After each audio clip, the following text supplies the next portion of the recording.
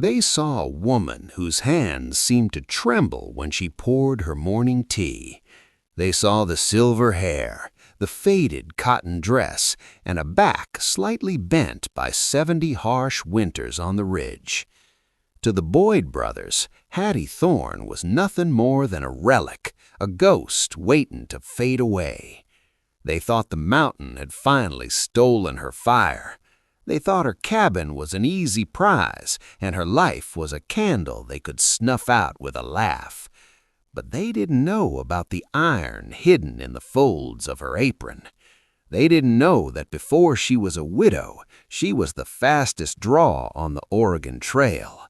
They came looking for a victim, but they found a legend.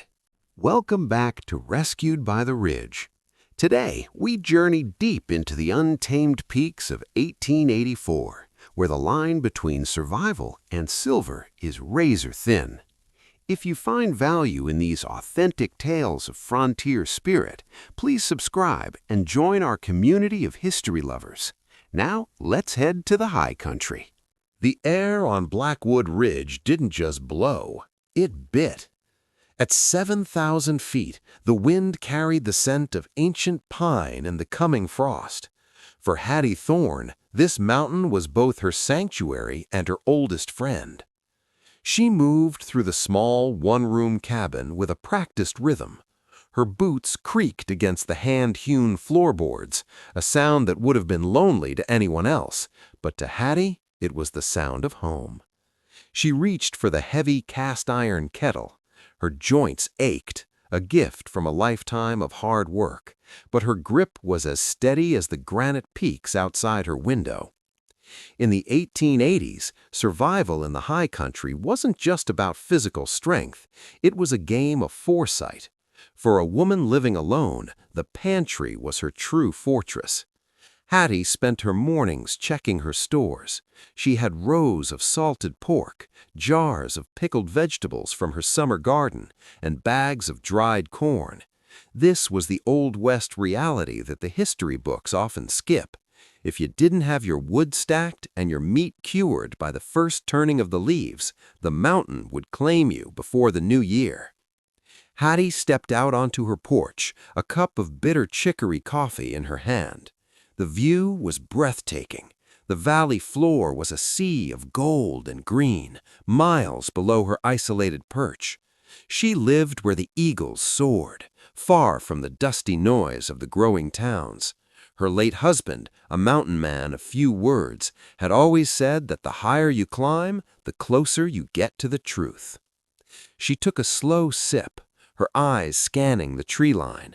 It was a habit from her scouting days, a habit that never died. To the casual observer, she was just an old woman enjoying the sun, but Hattie was reading the land. She noticed the way the blue jays suddenly went silent in the draw. She saw a thin wisp of gray smoke rising from a thicket of aspen trees 2 miles downslope. It wasn't the cook fire of a traveler. It was positioned in a hollow, hidden from the main trail. It was the fire of men who didn't want to be seen. Hattie set her coffee down. The trembling in her hands disappeared. Her gaze sharpened, the hazel of her eyes turning to flint. She knew the rhythm of the ridge, and right now, that rhythm was off. Someone was coming, and they weren't coming for the view. Hattie didn't move. She watched that thin, dishonest ribbon of smoke until the sun began to dip behind the jagged spine of the ridge.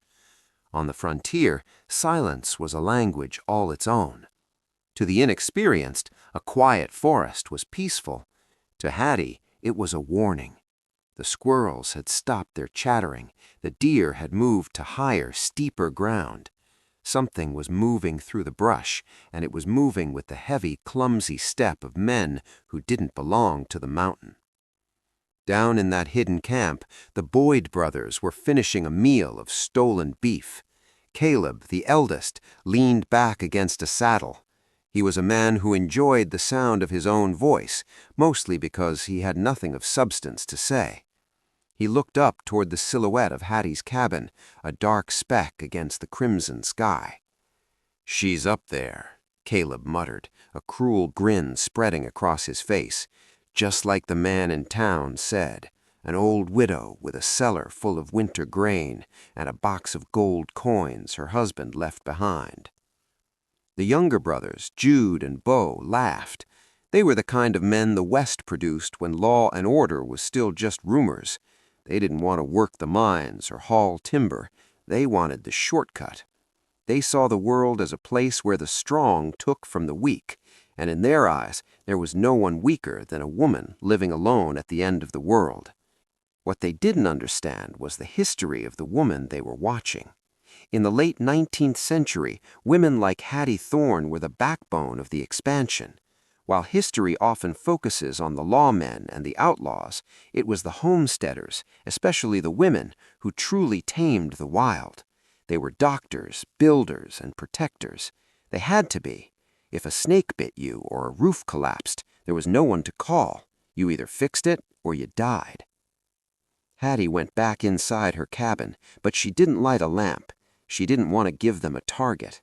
Instead, she moved with the grace of a shadow, reaching under her bed to pull out a long wooden box. She didn't open it yet. She simply sat on the floor, feeling the weight of it. She thought about the peace she had worked so hard to find. She thought about the promise she had made to her husband to leave the iron life behind. But the mountain has a way of testing your vows. Outside, the first howl of a coyote echoed through the canyon. It was followed by a human whistle, sharp, piercing, and far too close. The Boyd brothers were moving. They were no longer just shadows in the valley. They were on her doorstep. The heavy thud of a boot hitting the first step of her porch vibrated through the floorboards. Hattie didn't flinch. She stood up, sliding the wooden box into the shadows beneath her rocking chair. She took a deep breath, smoothing her apron and adjusting her shawl. In the theater of the Old West, survival often meant playing the role your enemy expected to see. She opened the door just as Caleb Boyd was raising a fist to knock. The lantern light from inside, dim and flickering, cast long, dancing shadows across the three men. They were dusty, smelling of cheap tobacco and unwashed horses. Caleb gave a mock bow, tipping a sweat-stained hat. "Evening, Mother," he said, his voice dripping with a fake, oily kindness. "We're just three weary travelers caught by the dark. We heard there was a Christian soul up on this ridge who might spare a ladle of water and a place by the fire." Hattie looked at him, her eyes squinting as if she were struggling to see his face. She allowed her shoulders to slump just an inch further. "The well is around the back," she said, her voice thin and wavering. "Help yourselves to the water, but the fire is small and the hour is late. I was just heading to my prayers." Jude, the middle brother, pushed past Caleb, leaning his shoulder against the doorframe. He peered into the cabin, his eyes scanning for the rumored box of gold. "Prayers can wait, can't they? It's cold out here. A bit of that porridge we smell would go a long way." This was a classic tactic of the frontier predator, the soft entry. They didn't burst in with shouting. They pushed boundaries 1 inch at a time to see where the resistance lay. Historically, many homesteaders were lost because they didn't recognize the threat until the door was already closed behind the stranger. But Hattie knew the anatomy of a threat. She saw the way Beau, the youngest, kept his hand hovering near his belt. She saw the way Caleb's eyes never left her hands. "I have little to give," Hattie whispered, backing away from the door to let them enter. It looked like a retreat. To the Boyd brothers, it looked like a victory. They stepped into the warmth, their spurs jingling, a sound that usually signaled authority. They began to spread out, circling her small table like wolves around a fallen deer. They laughed, their voices loud and disrespectful in the quiet sanctuary of her home. They thought they had already won. They thought they were the masters of Blackwood Ridge.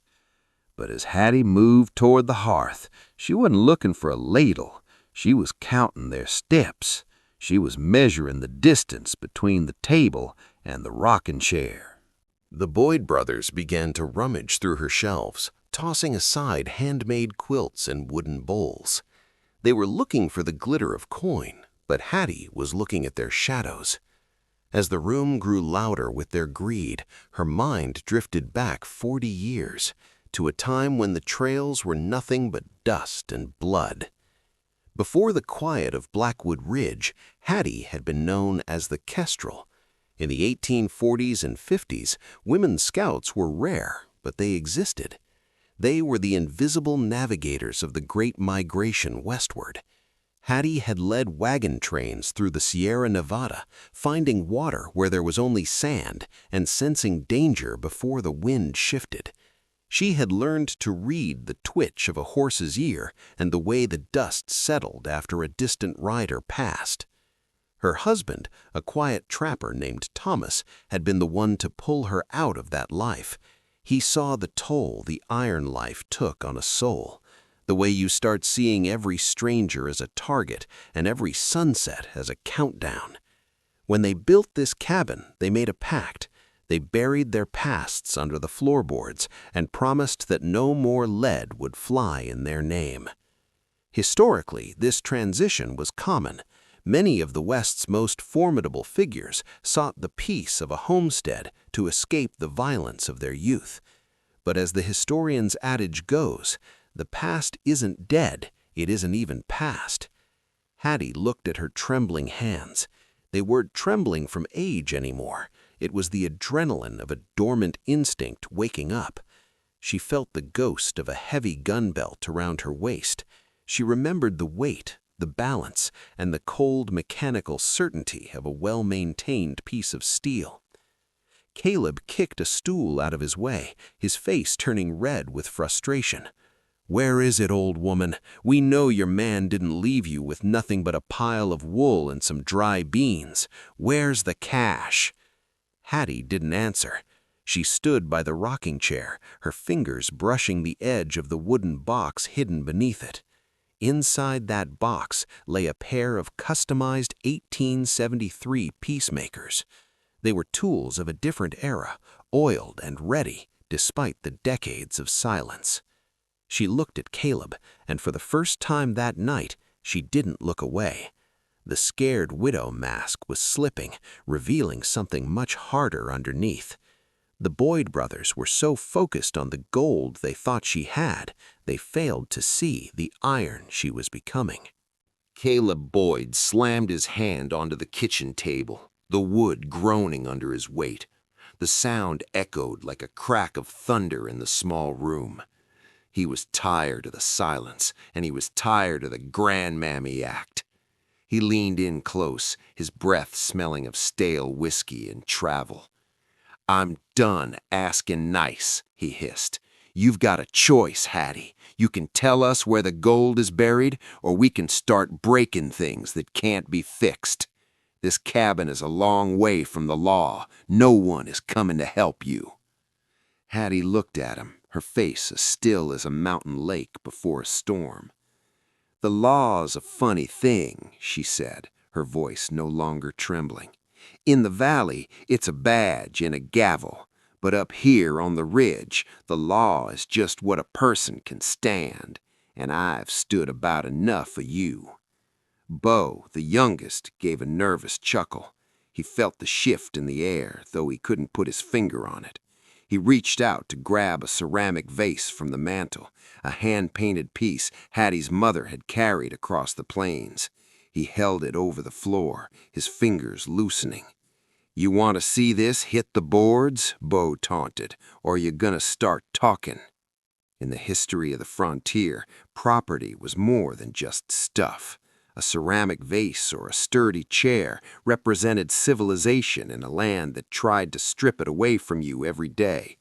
To destroy a settler's belongings was a psychological tactic used to break their spirit. It was a way of saying, your world is gone. Hattie didn't beg. She didn't scream. She simply took a step toward the rocking chair. "I'm gonna give you boys one chance," she said. The tone wasn't a threat, it was a prophecy. "Walk out that door, leave your horses, walk down the mountain on foot. If you do that, you might see the sun rise." Jude laughed, a jagged, ugly sound. "You and what army, widow?" Caleb reached for the heavy leather holster at his hip, his fingers curling around the grip of his weapon just to show his power. He didn't draw it, not yet, but the intent was there. It was the ultimate gesture of intimidation. "The sun is going down," Hattie whispered, her hand finally touching the lid of the wooden box. "And the mountain is about to get real cold." The tension in the cabin was so thick it felt like the air before a lightning strike. Bo let the ceramic vase slip from his fingers. It shattered against the floorboards, the sound of breaking history echoing in the small space. He expected Hattie to weep. He expected her to fall to her knees. Instead, she just watched the shards settle with a cold, detached gaze.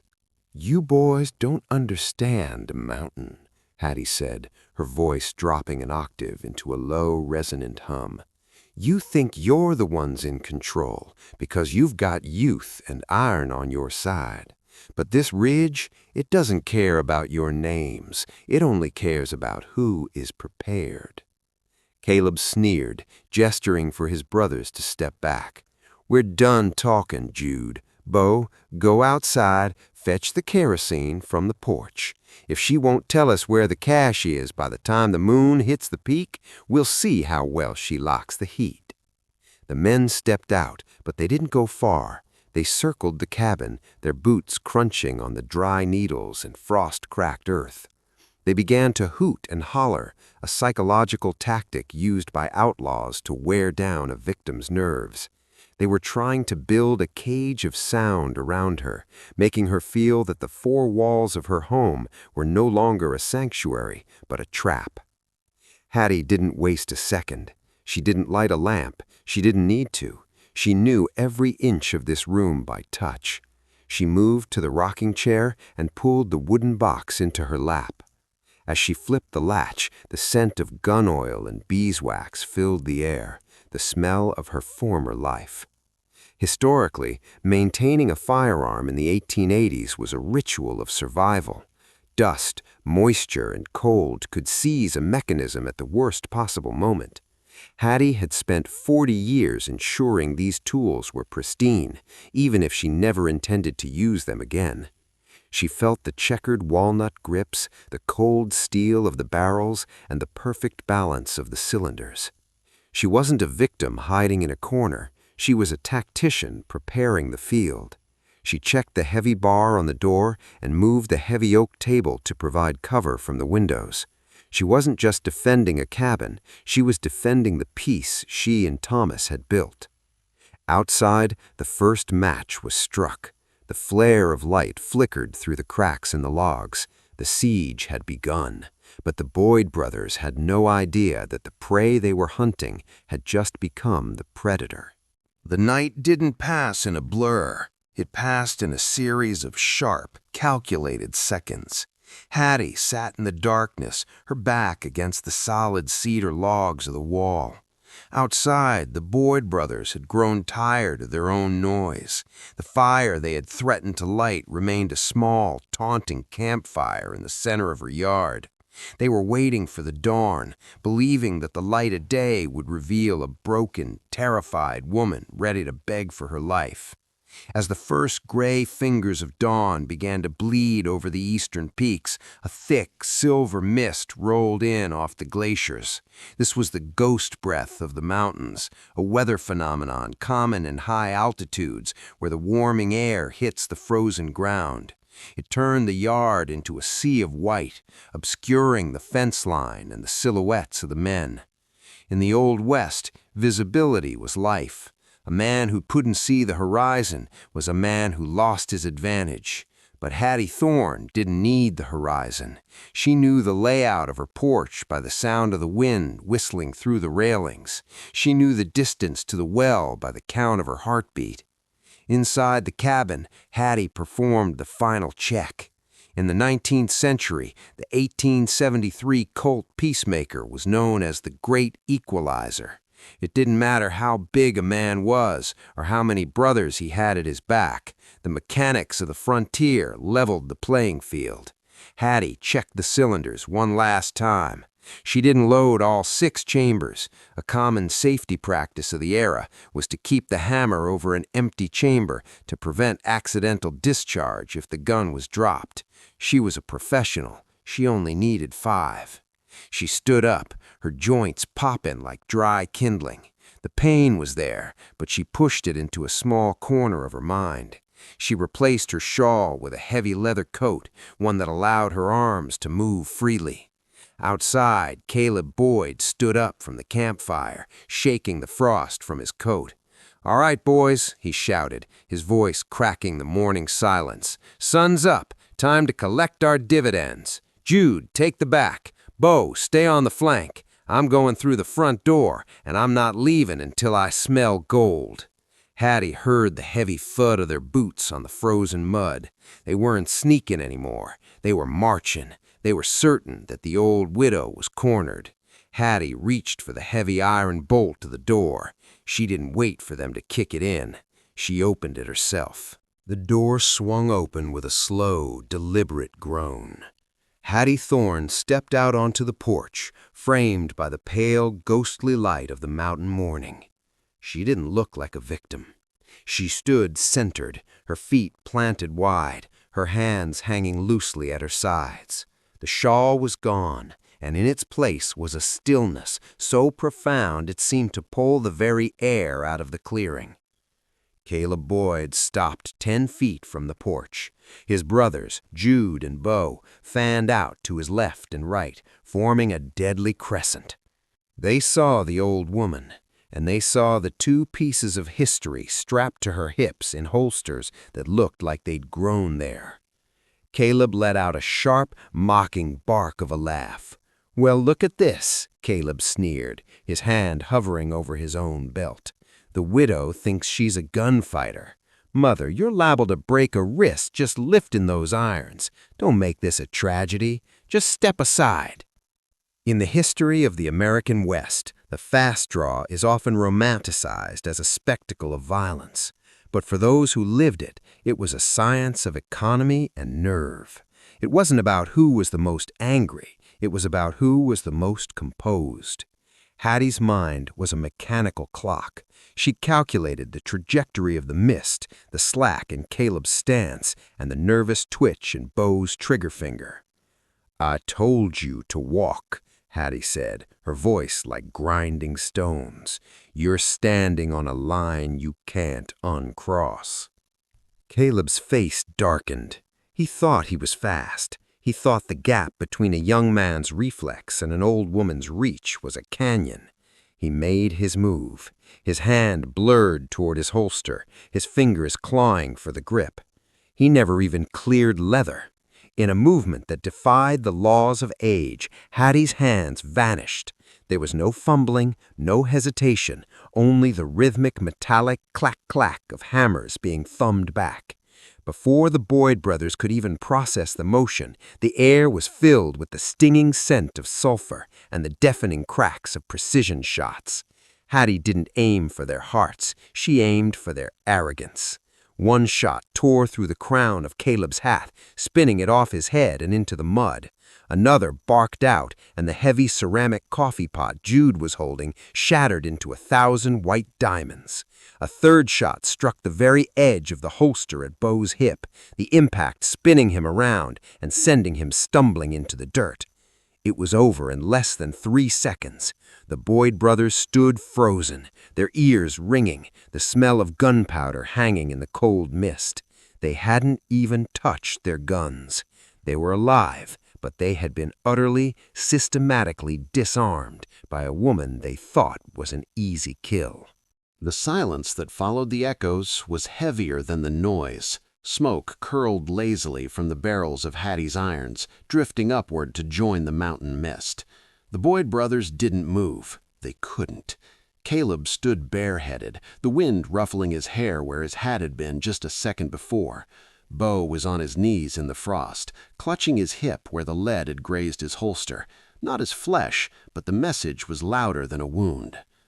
"Pick up your hats," Hattie said. Her voice wasn't raised. It didn't need to be. It carried the absolute authority of the mountain itself. "And keep your hands exactly where I can see them." The three men, once so full of bluster and cheap whiskey courage, looked at her with wide, panicked eyes. They were seeing a ghost. In their world, power was about being the loudest and the meanest. They had no framework for a woman who could outdraw three grown men without breaking a sweat or shedding a drop of blood. They were experiencing a frontier reckoning, a moment where the myth of their own toughness collided with the reality of true skill. Historically, this was the great deterrent of the Old West. While Hollywood loves a high body count, the most respected figures of the era were those who could settle a dispute through sheer, overwhelming competence. The goal wasn't always to kill, it was to educate, to show a man that his path led only to a pine box, and to give him one chance to turn around. "You came up here looking for an easy prize," Hattie said, stepping off the porch. Her boots crunched on the frozen ground as she walked toward Caleb. He flinched, but she simply used the barrel of her gun to point toward the trail. "You thought the ridge was soft. You thought because I was old, I had forgotten how the world works." She looked them over, her gaze lingering on their trembling hands.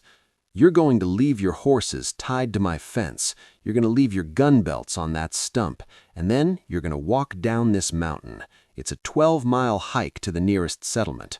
By the time you get there, the frost will have bitten your toes, and the hunger will have hollowed out your bellies."